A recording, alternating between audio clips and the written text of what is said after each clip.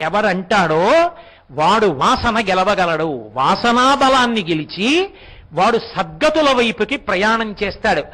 దుర్గతి ఉంది, దుర్గతిని పోగొడుతుంది, సద్గతి వైపుకి నడిపిస్తుంది. అందుకే దుర్గతిం గమయతి దురయతి సా దుర్గా. దుర్గతులకు దూరం చేసి సద్గతులకు దగ్గర చెయ్యగలిగినటువంటి తల్లి ఎవరున్నదో ఆ తల్లి పేరు దుర్గా. అంటే ఆమె కారుణ్యమూర్తి. మనంత మనంగా గెలవలేని దాన్ని ఆమె తన శక్తిని మనకిచ్చి ఒక గురువుని తెచ్చి మన పక్కన కూర్చోపెట్టి ఆయన వాగ్ఝరి చేత మన దోషాన్ని గుర్తించి మనం భగవంతుని వైపు అనురక్తి పెంచుకునేటట్టుగా చేస్తుంది. అలా చెయ్యగలిగిన తల్లి కనుక ఆ తల్లికి దుర్గా అని పేరు. అంతేకాదు దుఃఖాత్తగమయతీతి దుర్గా. దుర్గా అని రోజు ఎవరంటాడో వాడు దుఃఖించవలసిన అవసరం కలగదు. దుఃఖించవలసిన అవసరము అన్న మాటని మీరు జాగ్రత్తగా పట్టుకోవాలి. దుఃఖించడము అంటే దుఃఖము లేని జీవితం ఉండదు. ఒక్కొక్కసారి దుఃఖము కూడా ధార్మికమే, అది అనుభవించేయడమే తప్ప దానికి విరుగుడు మాత్రం ఉండదు. తండ్రి గారు వెళ్ళిపోయారనుకోండి, దుఃఖించి తీరాలి. ఎంత జ్ఞాని అయినా.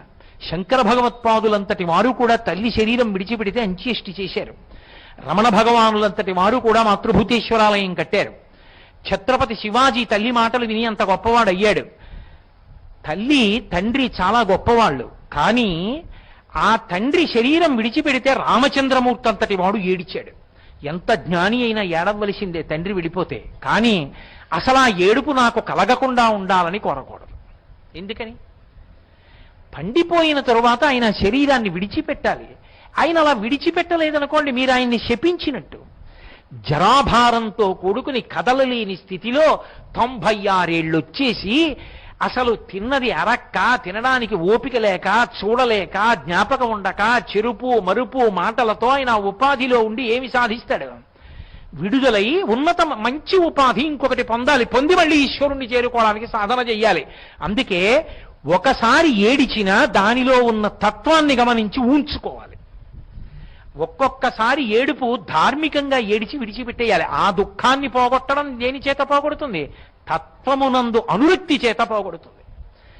తండ్రి గారు శరీరం విడిచిపెట్టేశాడు, 95 ఏళ్ళు వచ్చి ఇంకా ఎన్నాళ్ళు ఉంటాడు? ఇప్పుడు నువ్వు చెయ్యవలసినది చేసి ఆ తండ్రి ఉన్నత గతులు చేరుకునేటట్టు చేస్తాడు. ఏటి సూతకం పట్టి తండ్రి అభ్యున్నతి కొరకు ప్రయత్నిస్తాడు. అప్పుడు దుఃఖాన్ని పోగొట్టింది. ఎలా పోగొట్టింది? తాను తండ్రికి చెయ్యవలసిన విహిత కర్మ చేశాడు. అలా చేసిన వాడెవరో వాడికి ఈశ్వరుడి కృప కలిగిందని గుర్తు, దుర్గానుగ్రహం కలిగిందని గుర్తు, గురువు అనుగ్రహం కలిగిందని గుర్తు, మనసులో నాటుకుందని గుర్తు. కాబట్టి ఇప్పుడు ఆవిడ దుఃఖాత్తగమయతీతి దుర్గా, దుఃఖమును పోగొడుతుంది. ఒక్కొక్కసారి తత్వ విచారణ చేత పోగొడుతుంది, ఒక్కొక్కసారిది ధార్మికం అనుకోండి. లేనిది కావాలి, అప్పుడు యోగం అంటారు. లేనిది కలిసి రావాలి, అప్పుడు ఆవిడ అనుగ్రహంతో ఇస్తుంది. ఒకడు పెళ్లి కావాలని కోరుకున్నాడు, ఏమి దోషం అందులో? గృహస్థాశ్రమంలోకి వెళ్ళవలసిందే, తప్పదు. గృహస్థాశ్రమంలోకి వెళ్ళాలి అని ఆయన కోరుకుంటే అందులో తప్పు పట్టడానికి ఏం లేదు. అప్పుడు ఆయనకి అనుకూలమైనటువంటి భార్యని ఇప్పిస్తుంది. ఓ కొడుకు పుట్టాలని కోరుకున్నాడు, ఏమి తప్పు అందులో? తప్పేం లేదు. ఓ కొడుకు పుట్టాలని గృహస్థు కోరుకోడా? కాబట్టి ఇప్పుడు అతనికి కొడుకు లేడు అనేటటువంటి బాధని పోగొడుతుంది. పోగొట్టి కొడుకు కలిగేటట్టుగా అనుగ్రహిస్తుంది. అంటే పుత్రుడు కలగకుండా ఏ పాపం అడ్డొచ్చిందో ఆ పాపాన్ని కాల్చి కొడుకునిస్తుంది. ఎందుకని? ఇప్పుడు ఆవిడ కాళ్ళు పట్టుకున్నాడు, తాను చేసిన తప్పు తెలుసుకున్నాడు. ఇక నేను అలా ప్రవర్తించనని వేదప్రోక్తమైన మార్గంలో ప్రయాణం చేస్తున్నాడు. భగవంతుని యొక్క వైభవాన్ని గుర్తిరిగాడు. ఆ గుర్తిరిగినటువంటి కారణం చేత అమ్మవారి అనుగ్రహాన్ని పొంది దుఃఖాన్ని పోగొట్టుకుంటాడు. కాదు, ఒక్కొక్కచో ఎంత విచిత్రంగా ఉంటుందంటే దుర్గ యొక్క అనుగ్రహము అంటే, నేను ఇందాక మీతో చెప్పానే, అది వ్యక్తిపరంగా ఉండదు, సమాజపరంగా ఉంటుంది. ఎన్నో దోషాలు దొల్లిపోయాయి. కాలమునందు ఆ పాప ఫలితం వచ్చేసింది. ఆ కాలమునందు ఆ ఫలితం ఇవ్వాలి. వసంత ఋతువు వస్తే మామిడి చెట్టు దగ్గరికి వెళ్ళి ఎవరు చెప్తున్నారు నువ్వు పూయమని? అది పూసేస్తుందంతే. అలాగే చైత్రమాసం వస్తే వేప చెట్టు దగ్గరికి వెళ్ళి ఎవరు చెప్తున్నారు నువ్వు ఇప్పుడు పుయ్యమని?